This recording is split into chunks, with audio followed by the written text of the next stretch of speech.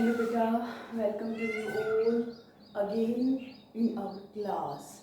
So students आप अच्छे होंगे, ठीक है? Stay home, stay safe during lockdown.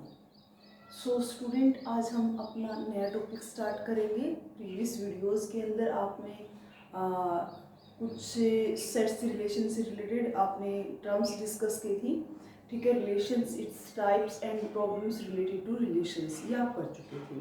तो स्टूडेंट आज हम डिस्कस करेंगे फंक्शंस को। सो स्टूडेंट सभी कंसंट्रेट हो फंक्शंस को लेकर एंड इट्स टाइप्स को हम आज डिस्कस करेंगे। तो बेटा पहले हम फंक्शंस को डिस्कस करते हैं।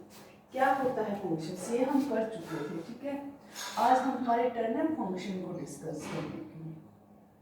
जो कि मेरे पास फंक्शन है, ठीक है? जो मेरे पास फंक्शन होता है, it is a very special case of relation, ठीक है ना? आप यहाँ पर मेंशन भी कर दें, ठीक है?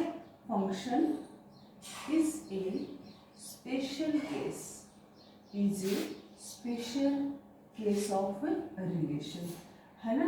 अगर ये रिलेशन का स्पेशल केस है तो यहाँ पर स्पेशलिटी भी कुछ आई होगी। और स्पेशलिटी कब आती है? जब कुछ न कुछ एक्स्ट्रा ऐड होता है, जब यहाँ पर कुछ न कुछ एक्स्ट्रा ऐड होता है।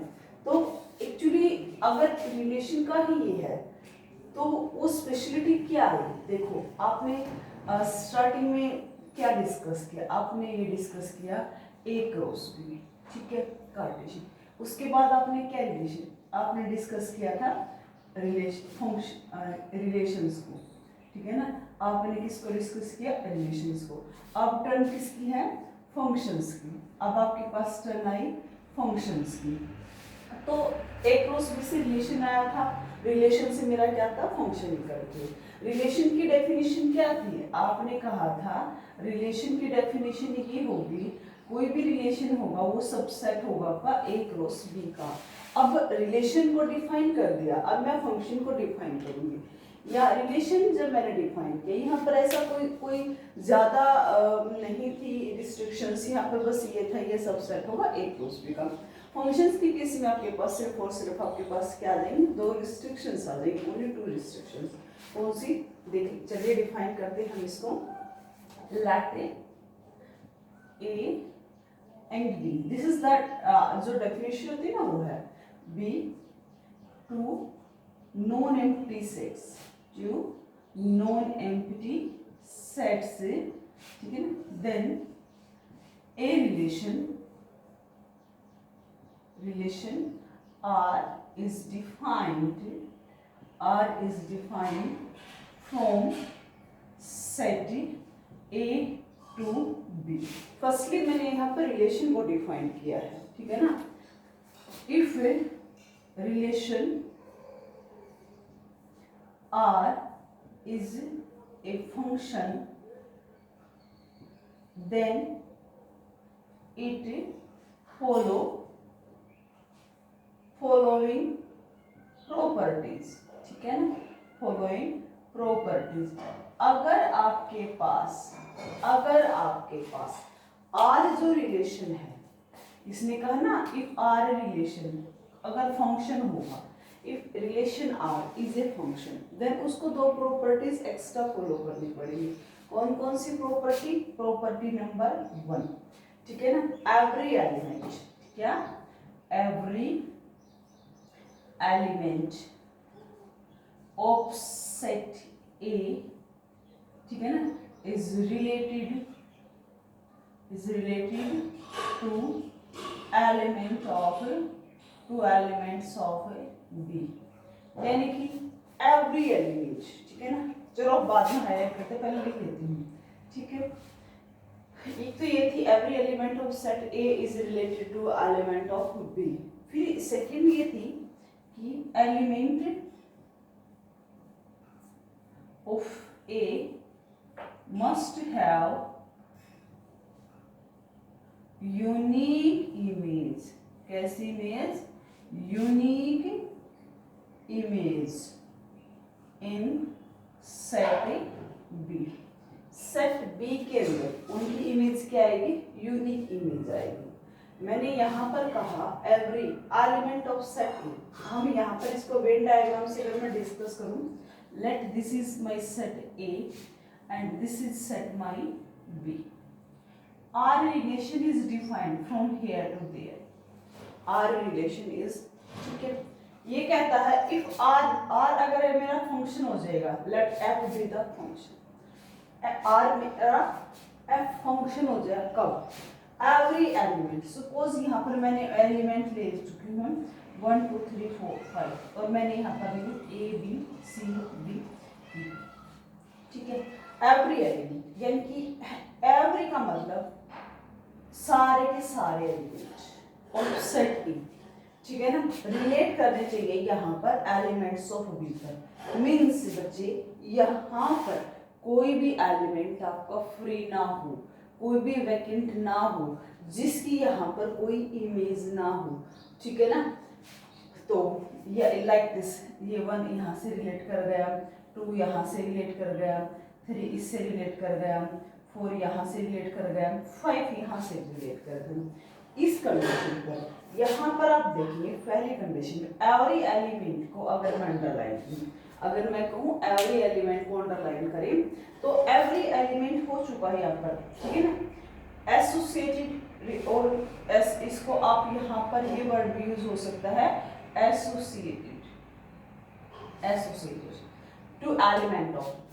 फिर ये कहता है elements of A have unique.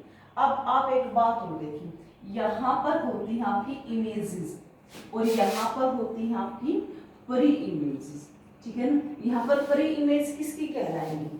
Element of B. 1 को आप बोलेंगे 1 इज परी इमेज ऑफ ए, 2 इज परी इमेज ऑफ बी, 3 इज परी इमेज ऑफ सी, 4 इज परी इमेज ऑफ डी, 5 इज परी इमेज ऑफ ई। यहाँ पर आप परी इमेजेस बोलेंगे, यहाँ पर आप इमेजेस बोलेंगे। A is image of 1, B is image of 2, C is image of 3, ठीक है जी। तो स्टूडेंट्स ये है मेरे पास एक फंक्शन की अच्छे से डेफिनेशन।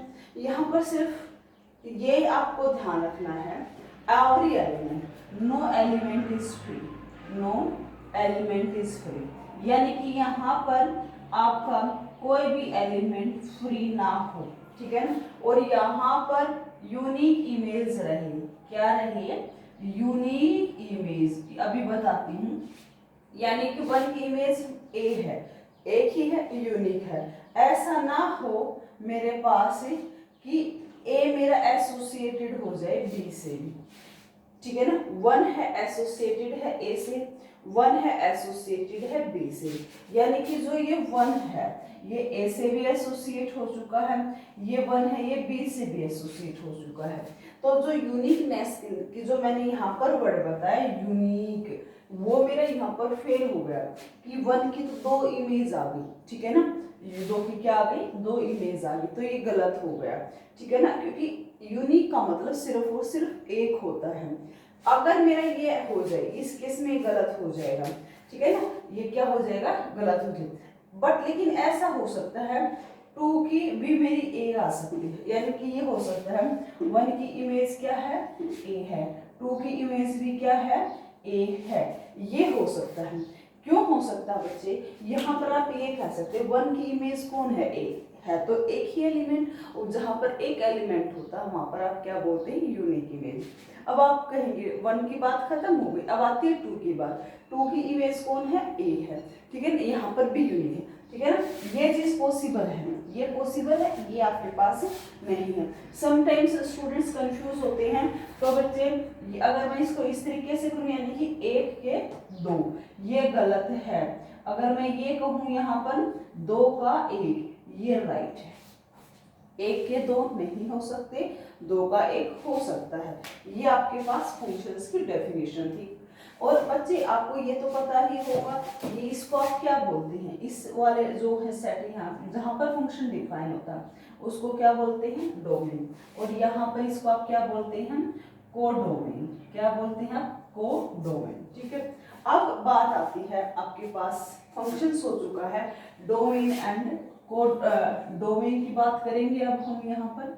डोमेन, डोमेन की भी बात कर लेंगे और आप यहाँ पर कोडोमेन, हम दोनों साथ साथ में पैरेलल कोडोमेन कह ले या आप क्या कह ले, रेंज कह ले, इनको हम डिस्कस करेंगे।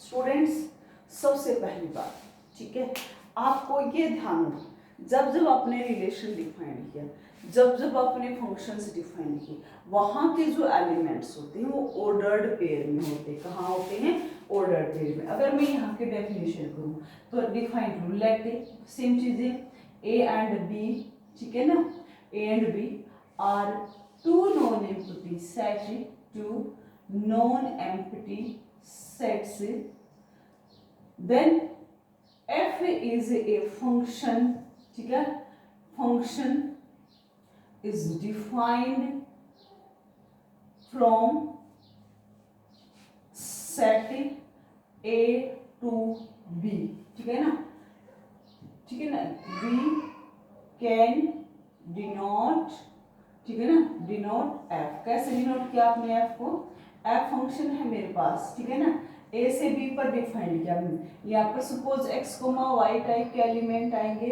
जहाँ पर x आपका सेट ए से आएगा, y आपका बी से आएगा, ठीक है ना, और x इज एसोसिएट, क्या होगा, x is associated with y से ये एसोसिएट होगा। ये मेरे पास क्या है, f है, ठीक है ना, क्योंकि मैंने बताया ना f इज ए फंक्शन है आपका जो डिफाइंड होता है from set A to B. f function था जो मैंने सेट ए से लेकर सेट बी तक डिफाइन किया था। ये f की कंस्ट्रक्शन रहेगी, क्योंकि हमको भी पता है ऑर्डर्ड पेयर आती है। तो स्टूडेंट्स, जहां पर बात आती है डोमेन की, ठीक है ना, डोमेन की, आप ये कह सकते हैं every first element of ordered pair, ठीक है ना, of ordered pair of a function, कोई भी फंक्शन है उसके ऑर्डर्ड पेयर का फर्स्ट एलिमेंट डोमेन की कंस्ट्रक्शंस करता है। किसकी कंस्ट्रक्शन करता है? डोमेन की कंस्ट्रक्शन करता है। अगर आप कहें रेंज क्या होगी, रेंज वही सेम, एवरी सेकेंड एलिमेंट किसका, ऑर्डर्ड, मीन्स ये जो है फर्स्ट एलिमेंट, ये क्या बना देंगे, डोमेन बना देंगे, ये क्या बना देंगे, रेंज बना देंगे, क्या बना देंगे, रेंज बना देंगे। अब मैं आपको एक सिंपल सा एग्जांपल भी अगर मैं आपको ला कर दूं, ठीक है ना, मैंने एक एग्जांपल में यहाँ पर बताती हूँ। मेरा सेट ए है ये, यहाँ पर सपोज ये मेरे पास सेट बी है, ये मेरे पास है यहाँ पर 1 2 3 4 5 6, ये यहाँ पर है मेरे पास 1 2 3 4 5 6 7 8, इस तरीके से भी, ठीक है। ध्यान देना बच्चे, मैं यहाँ पर काफ़ी कुछ क्लियर करूँगी। यहाँ से मैंने कहा है लेट एफ एक फंक्शन डिफाइन किया गया है from set A to B. अब फंक्शन डिफाइन किया जाता है, फंक्शंस के अपने अपने रूल्स होते हैं। सपोज यहाँ पर जो एफ एक्स डिनोट किया गया है, सपोज वो एफ एक्स है, वो मेरा x प्लस 1 है। तो बस ये ध्यान दें, f एक ऐसा ऑपरेटर है। वैसे मैं आपको एक बात और बता दूं, जो फंक्शन होता है ना वो एक ऑपरेटर होता है, एक मशीन होता है। क्या होता है? एक ऑपरेटर और मशीन होता है। कैसे होता है? जैसे ये मैंने यहाँ पर बता दी, मैंने बताया f इज मशीन, क्या है, एक मशीन कह लो या ऑपरेटर कह लो। कैसा है? आप यहाँ पर इनपुट के तौर पर आपने यहाँ पर x इंसर्ट किया, ठीक है ना, ये मशीन है तो इसने यहाँ पर f लग जाएगा, ये जैसे ही x एंटर करेगा f आ जाएगा, तो ये बनेगा यहाँ पर fx, बाहर क्या निकला fx, कैसा होकर निकला x प्लस 1, यानी कि यहाँ पर जो जो x आएगा उसके अंदर क्या ऐड होता जाएगा, 1 ऐड होता जाएगा। तो f इज एक मशीन होती है, जैसे आटा चक्की होती है ना, उसमें हम इनपुट के तौर पर क्या डालते हैं, हम सीड्स गेहूं डालते हैं और मेरा आउटपुट के तौर पर कौन निकलता है, आटा निकलता है। तो उसी तरीके से सेम यहाँ पर रहेगा फंक्शन।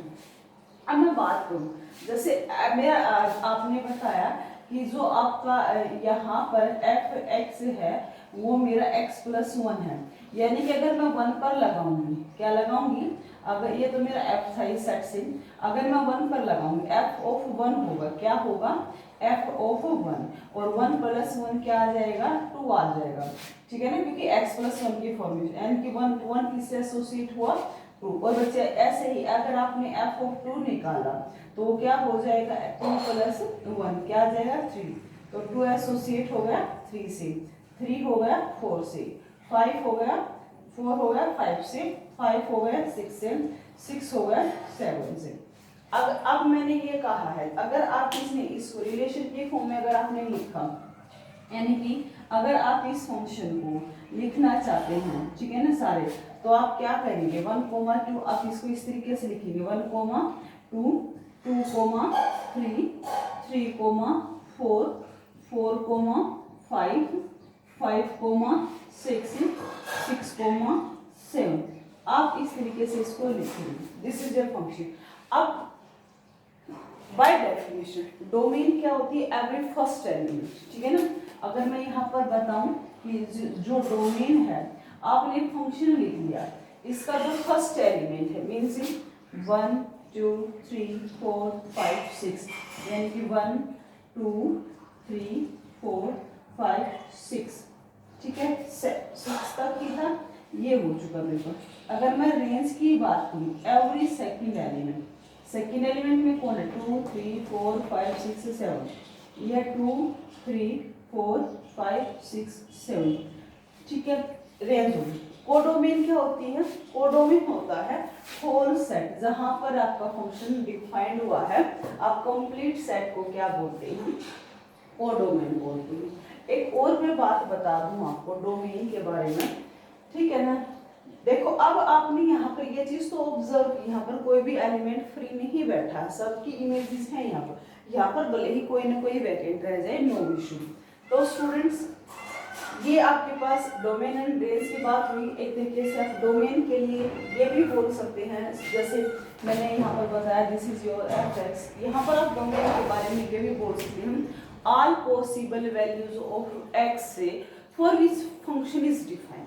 मैंने क्या कहा all possible values of x for which the function is defined, तो उसको आप क्या बोल देंगे डोमेन बोल देंगे, ठीक है।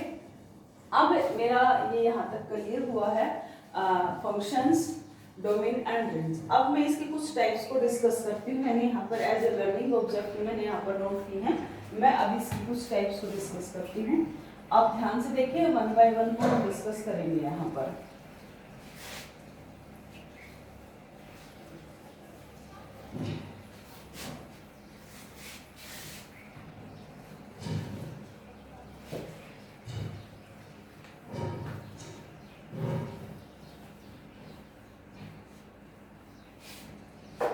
क्या है सबसे पहले हम बात करेंगे किस चीज की कांस्टेंट फंक्शन। हम सबसे पहले बात करेंगे कांस्टेंट फंक्शन। बेटा मैं सारी चीजें साथ ही साथ डिस्कस करूंगी।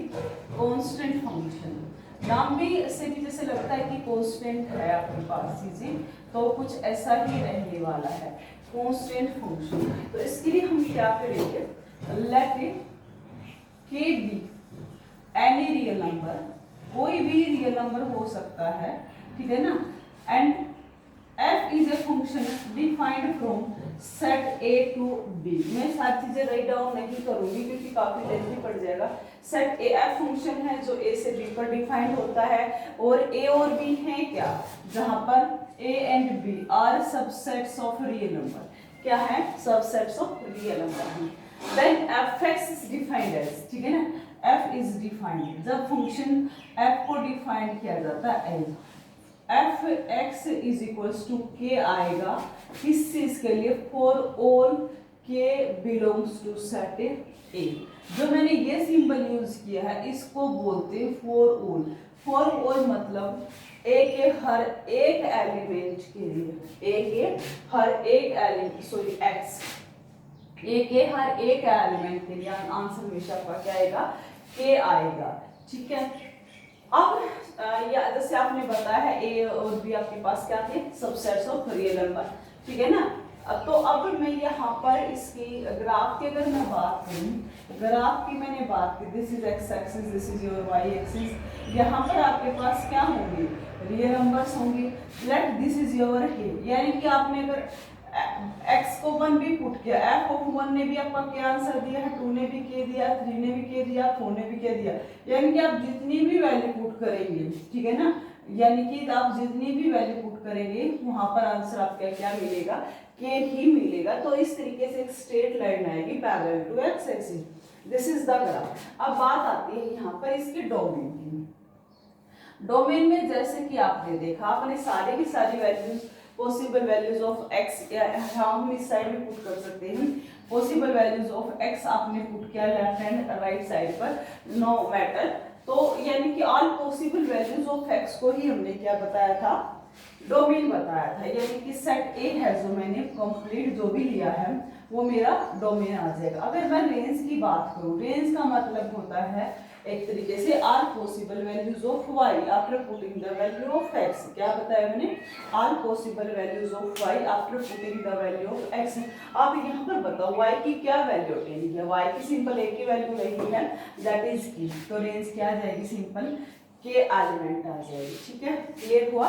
Constant function. सेकंड है आपका आइडेंटिटी फंक्शन। क्या है बेटा आपके पास है आइडेंटिटी फंक्शन, नाम भी जैसे है, यहाँ पर आइडेंटिटी का लॉस नहीं होगा। आइडेंटिटी फंक्शन सेम चीजें चलेंगी। सपोज आपकी बार मैं हमेशा सेट को फंक्शन को आर से आर पर ही डिफाइन कर लेती हूँ। F is a function defined from set R to R where R is the set of real numbers. और बेटा एक बात और मैं बता दूं, एक ऐसा फंक्शन, एक ऐसा फंक्शन जो सेट ऑफ रियल नंबर पर डिफाइन होता है तो आप उसको रियल वैल्यूड फंक्शन कहते हैं। उसको हम क्या बोल देते हैं, रियल वैल्यूड फंक्शन। ऐसे फंक्शन को हम बोलते हैं रियल वैल्यूड फंक्शन। एक ऐसा फंक्शन जो आर से आर पर डिफाइंड होता है रियल वैल्यूड फंक्शन कहलाता है। ये किस तरीके से डिफाइन किया जाएगा, F X is equals to X for all X belongs to the real number. यानी कि यहाँ पर स्पेशलिटी क्या है, यहाँ पर देखने की बात ये है, ये एफ है ना, ये एफ है ना, एक ऐसा फंक्शन है ये जिस पर भी लगेगा ना उस पर कोई प्रभाव नहीं डालेगा, वो सेम रहेगा। जैसे मैंने 1 पर डाला, एफ ऑफ 1 का आंसर 1 देगा, 2 का आंसर 2 देगा, 3 का आंसर 3 देगा, 4 का 4 देगा। अगर हम इसके ग्राफ की बात करें, अगर मैं इसके ग्राफ की बात करूं बच्चों, तो यहाँ पर आप देखें, दिस इज ओरिजिन 1 2 3 4 5, 1 2 3 4 5। बच्चे एक बात हमारी रह गई थी थोड़ा सा स्किप, जो हम बार बार एफ एक्स करते रहते हैं, इस एफ एक्स को आप वाई के इक्वल भी एज्यूम कर सकते हैं, ठीक है ना। और जब जैसे ही यानी कि ऑर्डर पेयर एक्स जो एक्स कोमा वाई होता है उसको एक्स कोमा एफ एक्स भी हम राइट कर सकते हैं, ठीक है ना, क्योंकि एफ एक्स किसके बराबर बताया मैंने, वाई के बराबर बताया। अब जैसे मैं यहाँ पर जिस पर पुट किया वही 1 पर पुट करूंगी तो y की वैल्यू 1 आएगी, 2 पर पुट करूंगी तो 2 आएगी। यानी कि बेसिकली यहाँ पर क्या आएगी, एक स्ट्रेट लाइन आएगी पासिंग थ्रू द ओरिजिन। तो यहाँ पर अगर मैं डोमेन की बात करूं, डोमेन मैंने डोमेन क्या आ जाएगा, रियल नंबर आ जाएगा, रेंज क्या आ जाएगी, यानी कि आर पॉसिबल वैल्यूज ऑफ आई सबको अटेन करेगा, तो ये भी आर क्या आ जाएगा, set of real number. Now third is your polynomial function. Third is your polynomial function. Polynomial function नाम से है, यानी कि कैसे है, जैसे एफ फंक्शन आपने डिफाइन किया सेट ऑफ रियल नंबर से सेट ऑफ रियल नंबर। अगर आपने एफ एक फंक्शन डिफाइन किया सेट ऑफ रियल से रियल पर, ये कहता है एफ एक्स जिस पर भी लगता है उसको पॉलिनोमियल में कन्वर्ट कर देता है, पॉलिनोमियल में कन्वर्ट कर देता है। वैसे जनरल जो पॉलिनोमियल होती है a nought x n a1 x n minus 1 a2 x की power n minus 2 dot dot चलता जाता है। ये आपको बोरिंग लगेगा क्योंकि मैंने जनरल पॉलिनोमियल रखी है। यहाँ पर आप फॉर एग्जांपल कह सकते हैं एफ एक्स है जो suppose x square plus 4x plus में 6, इसमें कुछ ऐसा दिया है तो ये भी मेरी एक पॉलिनोमियल ही, ठीक है ना। इसके अलावा आप ये कह सकते हैं जो एफ एक्स है सपोज इसमें x plus 1 it is also a polynomial. Suppose F X मेरा क्या दे, एक्स क्यूब दे, ये they are the examples of your polynomial function. यहाँ पर इनके ग्राफ की बात की जाए, आपको भी पता है जब क्वाड्रेटिक होता है तो कहीं ना कहीं पैराबोला बनता है, एफ एक्स ये होता है तो आपके पास एक स्ट्रेट लाइन आती है, और ये होता है एक्स क्यूब का जो ग्राफ आता है वो लाइक दिस आता है, ठीक है ना। वो आपका जो एक्स क्यूब का जो ग्राफ आएगा पुट करके देख लेना, वो कुछ इस तरीके से जाएगा, ठीक है। ये आपके पास ग्राफ होगी। यहाँ पर डोमेन की बात की जाए, डोमेन की अगर बात की जाए no issue, set of real number आ जाएगा। रेंज की अगर मैं बात करूं बेटा, रेंज की अगर मैं बात करूं, ठीक है ना, डिपेंड करता है, क्वाड्रेटिक है तो इट इज ऑलवेज पॉजिटिव, हमेशा पॉजिटिव वैल्यू देगा, है ना कहीं हो सकता है एक्सेप्शनल केस यहाँ पे नेगेटिव वैल्यू दे, लीनियर है तो कुछ और वैल्यू देगा। रेंज करेगी आपकी, डिपेंड ऑन फंक्शन, एफ पर डिपेंड करेगी कि एफ आपका है किस टाइप का। तो स्टूडेंट यहाँ तक हम कर चुके हैं। अब बात आती है रैशनल फंक्शन की, ठीक है ना, इसको मैं रफ कर देती हूँ। अब बात आती है आपकी रैशनल फंक्शंस की।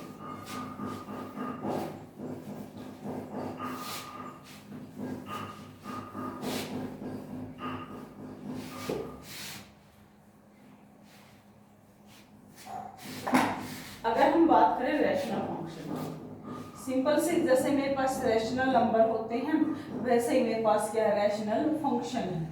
क्या है, रैशनल फंक्शन।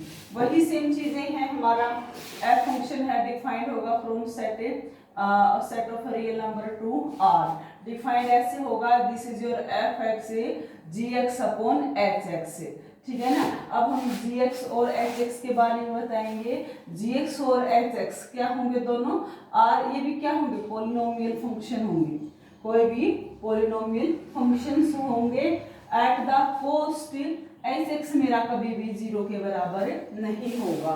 तो ऐसे फंक्शन को मैं रैशनल फंक्शन बोलूँ। सपोज मैंने fx को ले लिया, this is your X square plus में 6x प्लस में 5 and suppose this is your x plus 1। अब आपको दिखाई देता है कि it is the ratio of two function, so it is rational function. ये इसके ऊपर कंडीशन क्या आएगी, यहाँ पर कंडीशन देगा x नॉट इक्वल टू -1। क्यों, क्योंकि जब जब यहाँ पर x -1 के बराबर होगा, जब जब यहाँ पर x मेरा -1 के बराबर होगा तो आंसर आपका 0 आ जाएगा, for which function is not defined. तो इस तरीके से आप रैशनल फंक्शंस को डिफाइन करेंगे। डोमेन एंड रेंज की भी बात करें तो यहाँ पर भी same, domain are possible values of x, for which function is defined. Function के ऊपर डिपेंड करेगा किसकी क्या आप डोमेन लेंगे और किसकी आप क्या रेंज निकालेंगे। Now next is your modulus function, next is your modulus function, ठीक है। नेक्स्ट क्या है मेरे पास है, मॉडुलस फंक्शन। कैसा है, एफ फंक्शन डिफाइंड है आर से आर पर। कैसे डिफाइंड होगा, F X is equals to mod of X, mod of X. बेटा मॉडुलस का काम ये होता है, it convert every negative values to positive value, it convert, this is the mode। जो मैंने ये दो पैरेलल लाइंस ड्रॉ करी हैं इसको मोड कहते हैं। इसका काम ये होता है, it convert every negative value to positive value। तो अगर ये ऐसा है तो कहने की बात ये है, ये भी रियल नंबर है, ये भी रियल नंबर है, ये f मेरा डिफाइंड है, ठीक है ना। तो देखो अगर मैंने -5 पर डिफाइन किया तो -5 का मोड +5 ही देगा। -4 पर करूंगी तो मैं क्या देगा, ये 4 देगा। -3 पर करूंगी तो 3 डिफाइन करेगा। 0 पर क्या देगा, 0 देगा। 1 पर क्या देगा, +1 देगा। 2 पर क्या देगा, +2 देगा। तो यहाँ पर इसकी अगर मैं डोमेन की बात करूँ, डोमेन तो देखो सारी चीजें आई हुई हैं, तो सारे रियल नंबर। और अगर मैं रेंज की बात करूं तो आप देखेंगे कि यहाँ पर कब कोई भी आंसर आपका नेगेटिव में नहीं आया है। और जब जब आपका कोई भी वैल्यू नेगेटिव में नहीं आई है तो आप उसको बोलेंगे हमेशा पॉजिटिव रियल नंबर्स का आप सेट कह देंगे। एक वन और इसकी रिप्रेजेंटेशन होती है, इसको जब आपका x लेस देन 0 होगा तो x कौन से होते हैं, नेगेटिव्स होते हैं। आप x कौन होते हैं, नेगेटिव्स। और x अगर 0 होगा तो आपके पास ये वैल्यू 0 रहेगी। x पॉजिटिव होंगे तो आपका +x होगा।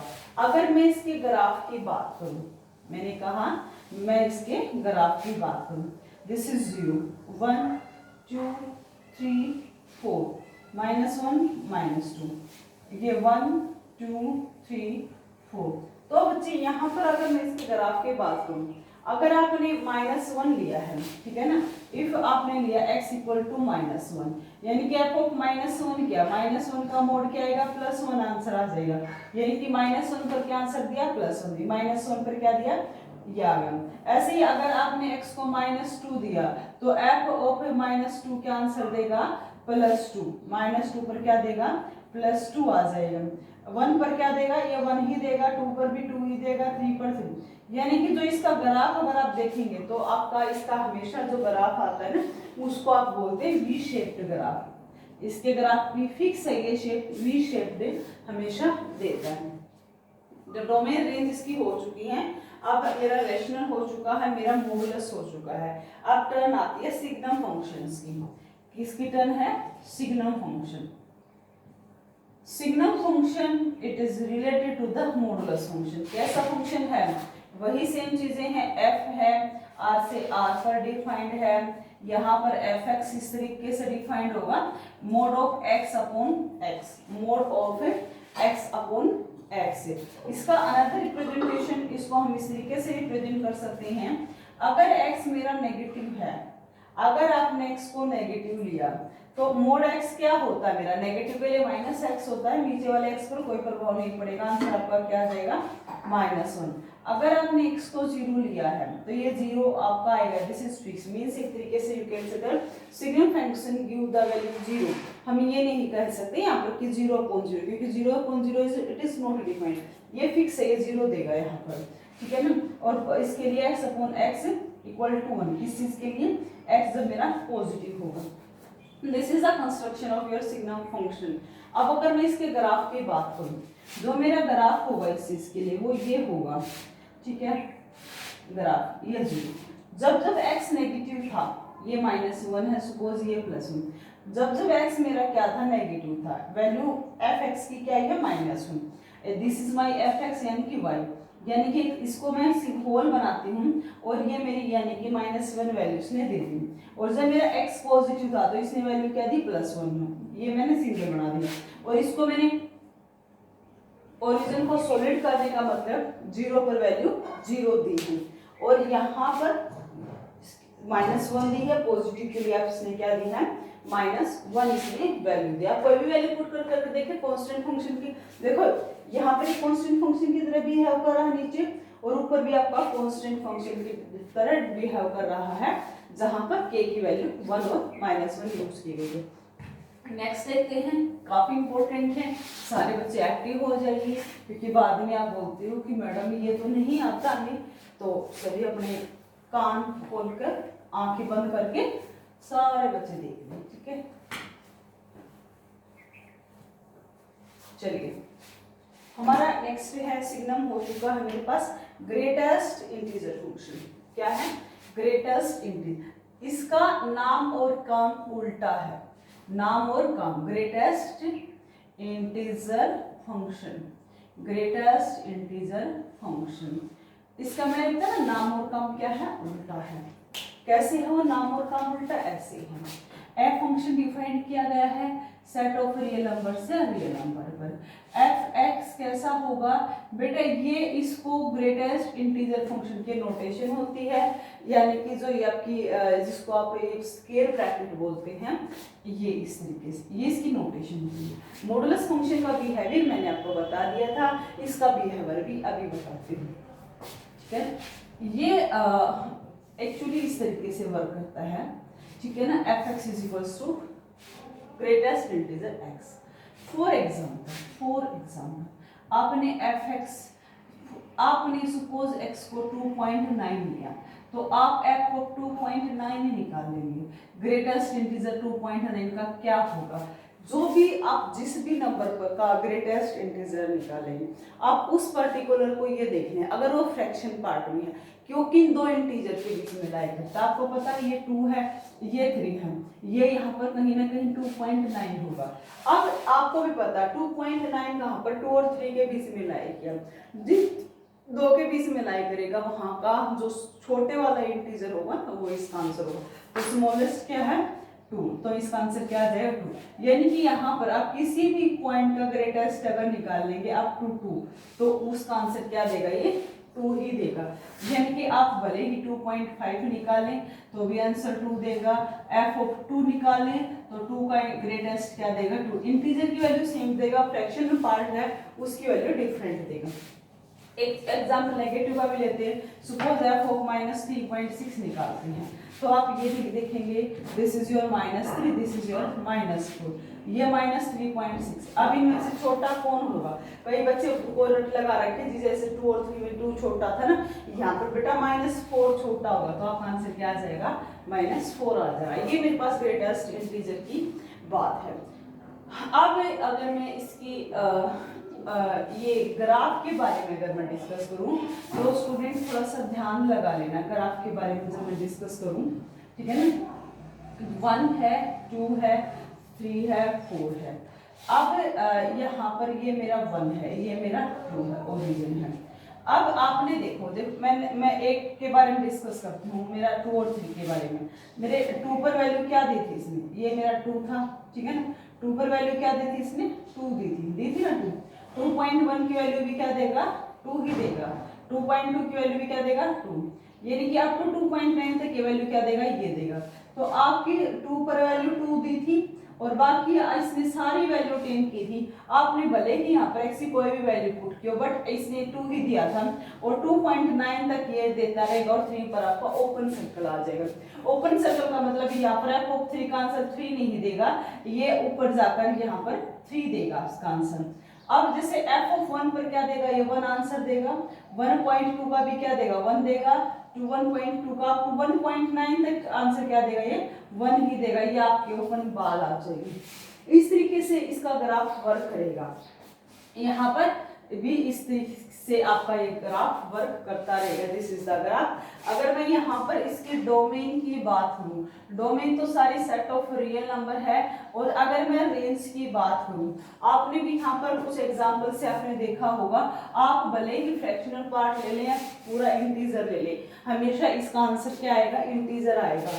तो यहाँ पर आ जाएगा सेट ऑफ इंटीजर्स, रेंज क्या आ जाएगी सेट ऑफ इंटीजर्स आ जाएगा, ठीक है।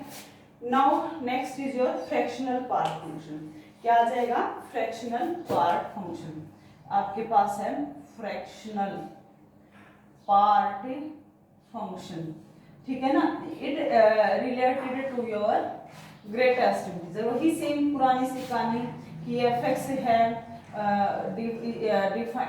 एफ फंक्शन है आपका डिफाइंड है सेट ऑफ रियल से रियल बढ़ू। एफ एक्स होगा कैसे होगा, इसको आप इस ब्रैकेट में यूज करते हैं, ठीक है ना। इसको इस ब्रैकेट में यूज करते हैं। इस ब्रैकेट में क्लोज करने का मतलब है x minus greatest integer x minus greatest integer x आएगा। तो अगर ये मेरे पास आता है, इसके बारे में आप जानते हैं x के बारे में। सपोज आपने x को 1 लिया, अगर आपने x को 1 लिया तो f ऑफ 1 आएगा। 1 का ग्रेट मैं फ्रैक्शन निकालूंगी 1, x ये 1 आएगा, आंसर आ गया 0। अगर आपने x को 1.5 लिया तो f ऑफ आप 1.5 निकालेंगे तो 1 माइनस 1.5 का क्या होगा आपके पास, क्या होगा 1.5, x तो 1.5 था, 1.5 का ग्रेटेस्ट इंटीजर, यानी कि ऐसे लिखना होता है ना मुझे, तो ये आ जाएगा 1.5। ये मेरे पास क्या होता है 1 ही होता है, आंसर आ गया 0.5। ऐसे बच्चे अगर आप निकालेंगे ना, आप कोई भी वैल्यू निकाले तो इसकी रेंज में आप भले ही कोई भी एलिमेंट पर वर्क कर ले, इसकी जो इसकी रेंज होगी वो होगी आपकी 0 से लेकर 1। कभी भी इसका आंसर 1 नहीं आएगा और 0 से छोटा नहीं आएगा। जैसे 0 आ चुका, 0.5 आ चुका, 1 कभी भी अचीव नहीं करेगा क्योंकि difference between them always is less than your 1। अगर मैं इसके ग्राफ की बात करूं, मैं इसके ग्राफ की बात करूं, ग्राफ इट्स सो सिंपल। आपके पास ये 1 है, 2 है, 3 है, this is your 1, this is your 2, this is your 3। इसका जो ग्राफ आएगा 0 और 1, ठीक है ना। जैसे मैंने ये लिया था ना x1 है तो एफ एक्स मेरा क्या था 0 था।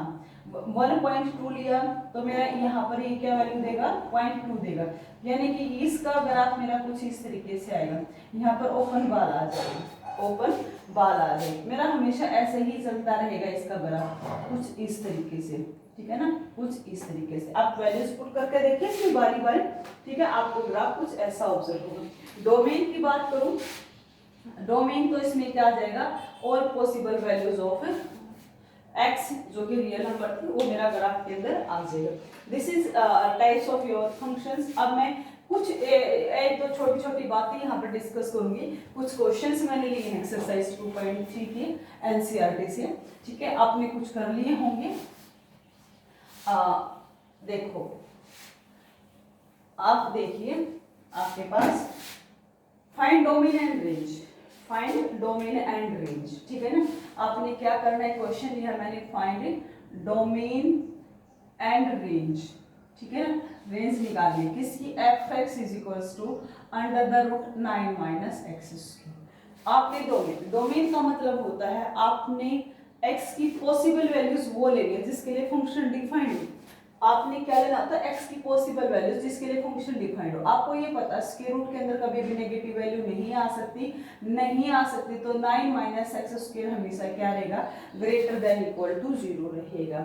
अब इनइक्वालिटी का यूज करूंगा मैं, यहाँ से -9 दोनों साइड ऐड करूंगी तो मेरे पास ये आ जाएगा, और जब माइनस साइन को मैं रिमूव करूंगी यहाँ से एक्स स्क्वायर लेस देन मेरे पास क्या आ जाएगा, 9 आ जाएगा। यहाँ से x की जो वैल्यूज आएंगी आप ये कह देंगे -3 और +3 के बीच में आएंगी, क्योंकि पुट करके देख लो थोड़ा सा, आप सिंपली आप खुद सोच कर देख लेना। x को 0 पुट किया तो 0 लेस देन 9 है, 2 किया तो 2 का स्क्वायर 4, 4 लेस देन 9 है, 3 करोगे तो 9, 4 करोगे तो बेटा 16 आ जाएगा, -4 कर लो या +4 कर लो, इसलिए सिर्फ यही पॉसिबल वैल्यूज है। तो यानी कि x जो बिलोंग करेगा क्लोज इंटरवल -3 से +3 तक बिलोंग करेगा, ये मेरी डोमेन हो जाएगी। तो ये क्या हो जाएगी मेरे पास से डोमेन। और अगर मैं रेंज की बात करूं, रेंज के लिए एफ एक्स को वाई ले लेते हैं फॉर रेंज, हम रेंज के लिए काम करेंगे। वाई क्या था मेरे पास 9 माइन, अब मुझे ये निकालना पॉसिबल वैल्यूज ऑफ वाई, तो स्क्वायरिंग ऑन बोथ साइड, तो ये वाई स्क्वायर हो जाएगा 9 माइनस एक्स स्क्वायर। यहाँ से मैं एक्स, ये आ जाएगा y square minus 9 is equals to minus x square, minus को रिमूव करूंगी x square 9 minus y square, x आ जाएगा मेरे पास under the root 9 minus y square. हमने रेंज निकालने के लिए फंक्शन को इस तरीके से हमेशा लिखना होगा कि आप y इक्वल टू एक्स की फॉर्म में था तो आप x is equal to Y की फॉर्म में आप ये लिख लें। अब वही बात आ जाएगी सेम, x आ चुका है 9 माइन, अब possible values of y for which function is defined, तो वही सेम चीज से लेंगे 9 माइनस वाई स्क्वायर, पॉजिटिव रहना चाहिए, वाई स्क्वायर लेस देन 9 होगा, और आप कहेंगे y की वैल्यू -3 से +3 तक आएगी, ठीक है ना। बट कुछ स्टूडेंट्स ये कह देंगे कि y जो था F X is equals to Y, ठीक है ना, बाहर पॉजिटिव है इसके अंदर हमेशा पॉजिटिव ही आएगा, तो आप ये बोलोगे y कभी भी बिलोंग नहीं करेगा कहाँ तक, -3 से 0 तक, y डज नॉट बिलोंग, क्योंकि y कैरी करता है पॉजिटिव वैल्यू, क्यों, because y carry positive values, ठीक है। तो y यहाँ नहीं जाएगा तो कहाँ जाएगा, क्लोज इंटरवल 0 से 3, दिस इज द रेंज। ये मेरे पास क्या आ चुकी है, ये रेंज आ चुकी है, ये मेरे पास क्या आ चुकी थी, डोमेन आ चुकी थी। अब जैसे क्वेश्चन नंबर 5 के कुछ पार्ट्स हैं, कहा कि रेंज निकालो, जैसे एफ एक्सिस ने कहा है 2 minus 3x, x belongs to the real number और x इज योर पॉजिटिव। अब रेंज का मतलब होता है, जैसे इसको मैं y लिख लूं 2 माइनस 3, x की मैं क्या क्या वैल्यू पुट करूं उसके बदले में मेरे पास r की क्या क्या वैल्यू आएंगी। x मेरा पॉजिटिव बताया, x नेगेटिव नहीं हो सकता, x पॉजिटिव ग्रेटर देन 0 है, तो ग्रेटर देन 0 का जस्ट मतलब क्या होगा, x ग्रेटर देन 0, तो यानी कि 0.1 हो सकता है, 0.001 हो सकता है, ठीक है ना, 1 कह लो, 2 कह लो, 3, इस तरीके से आप कह सकते हैं। जैसे कि आपने यहाँ पर एक बार थोड़ा सा पुट करके देख लें, y है 2 माइनस 3 इंटू 0 पॉइंट आपने 1 किया, 2 माइनस 0.1 आपके पास आया, तो यानी कि एक तरीके से क्या आ जाएगा 1.9 समथिंग आ जाएगा।